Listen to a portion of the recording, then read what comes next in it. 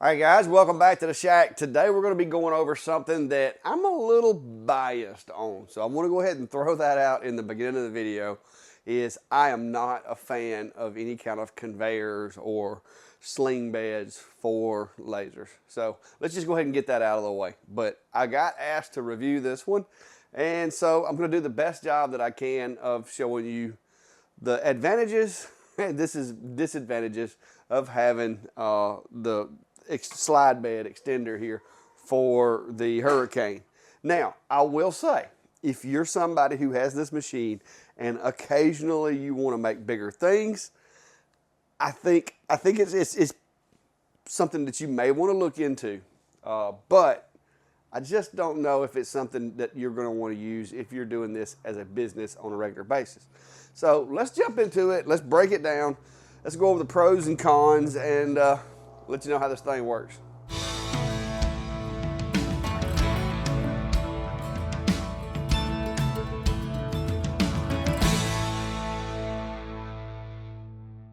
All right, so you guys know that I do a lot of like big names and stuff like that to where people would decorate walls and nurseries and birthday parties and balloon arches and things like that.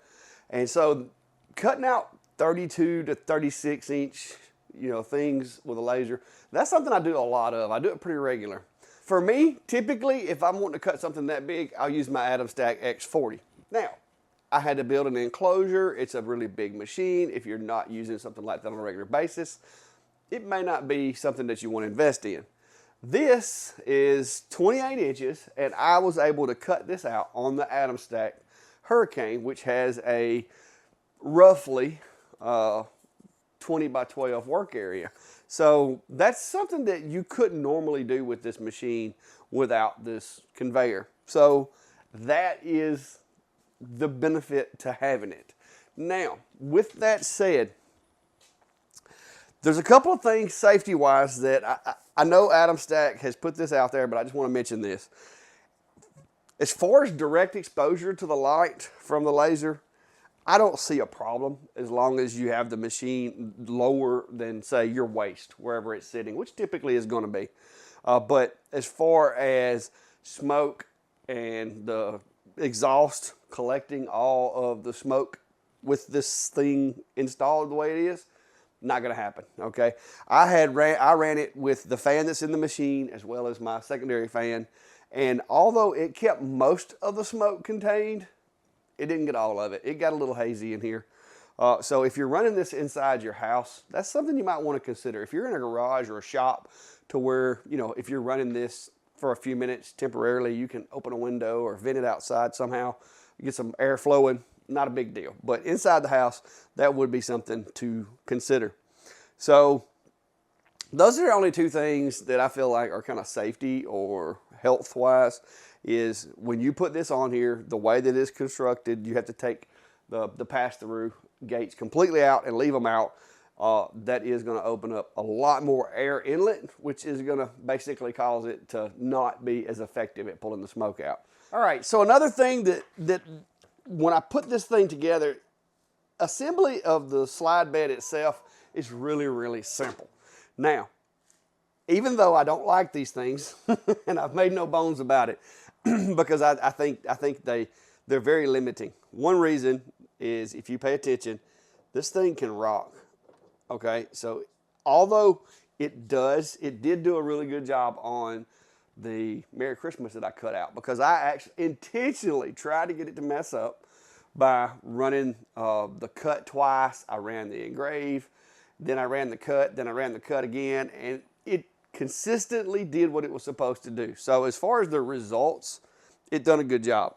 Now, that's the only thing, is when this is operating, and I'm not saying this is going to shake like that when you're using it, but when it's operating, if you have kids, if you have pets, or whatever you have, because this is actually sticking out the front of the machine, if you're engraving and let's say your toddler comes over and rocks this, it's going to cause a problem. And when you're doing a big project like that, it could mess up your project. So when using this, I recommend only have trained people in the area around it. And if you've got a table big enough to kind of shelter this and keep it from being bumped into, that would be even better.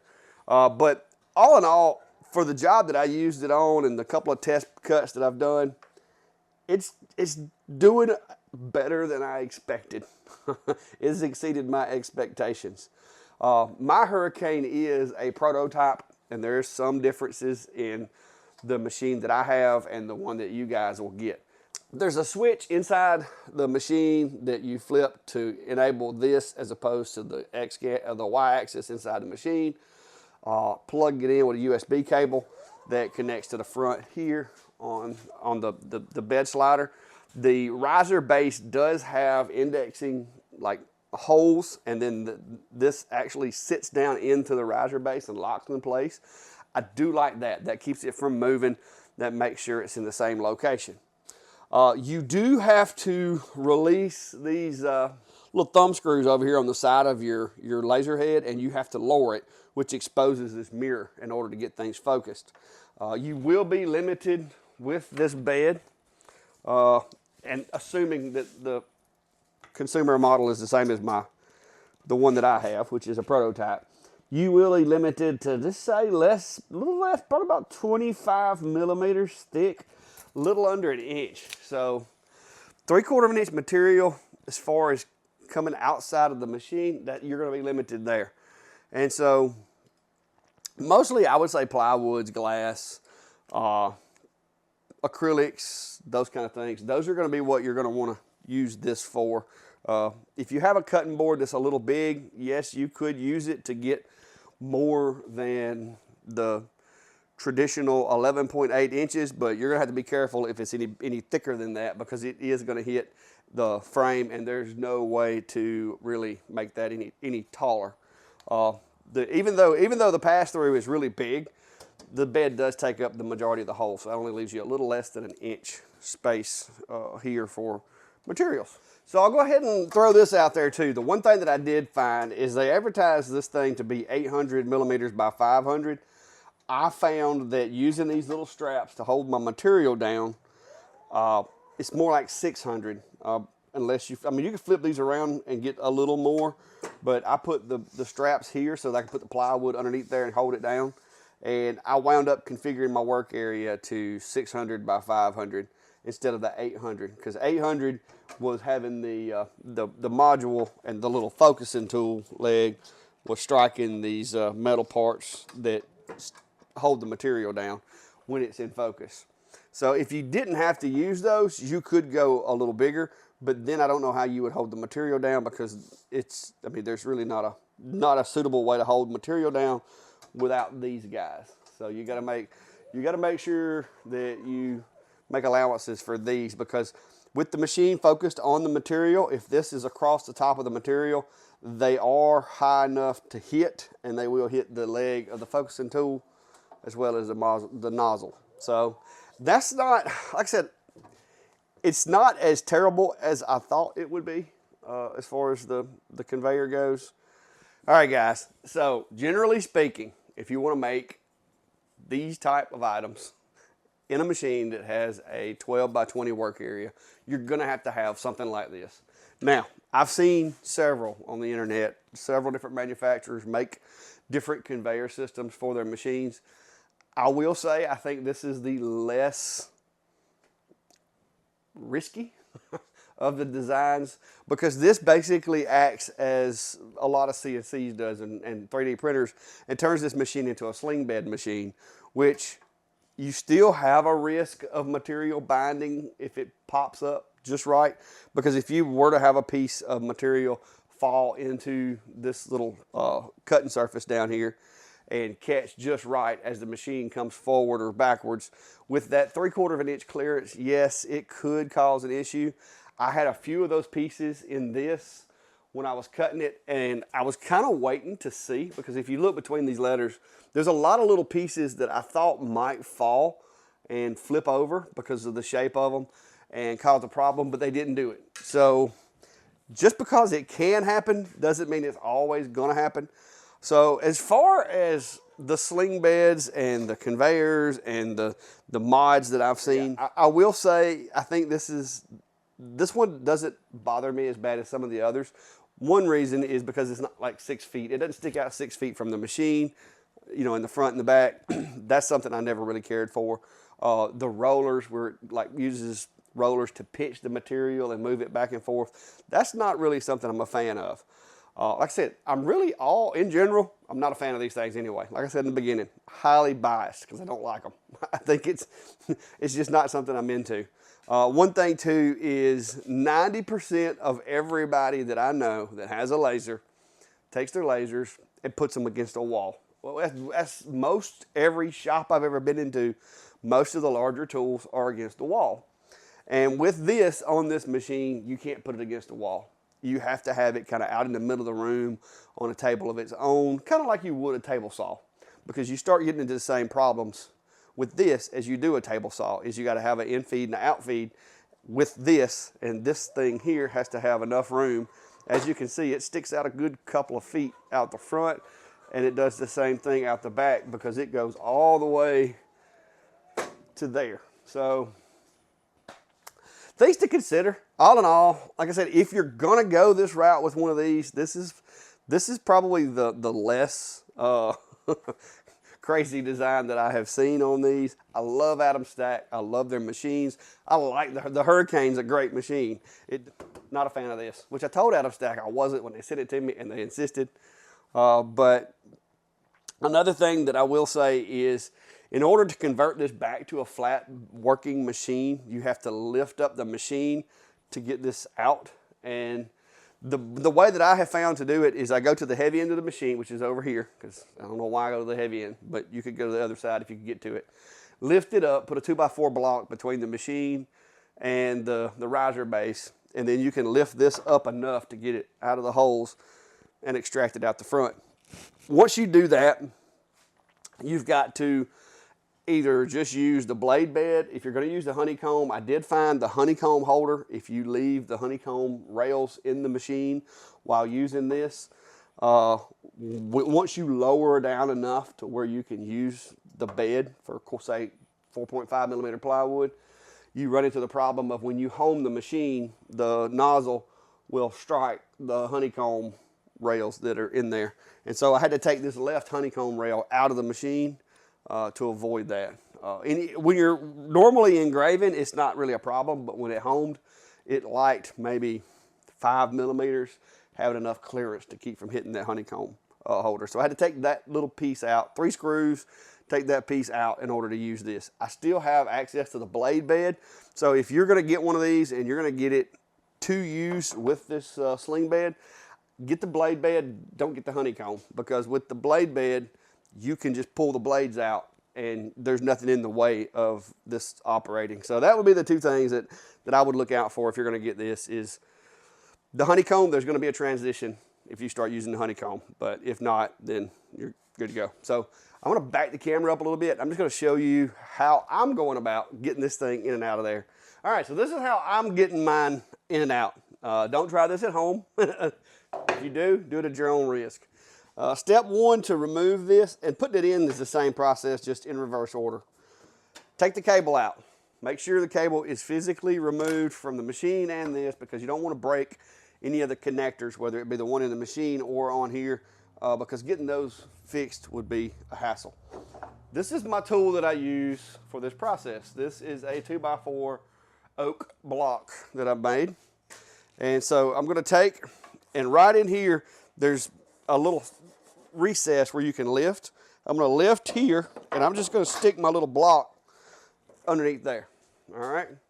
So now I'm just going to take this bed. I'm going to slide it back over towards me so that I can kind of, get to it. And then it's going to lift and move it towards this end of the block here, and then slide it out.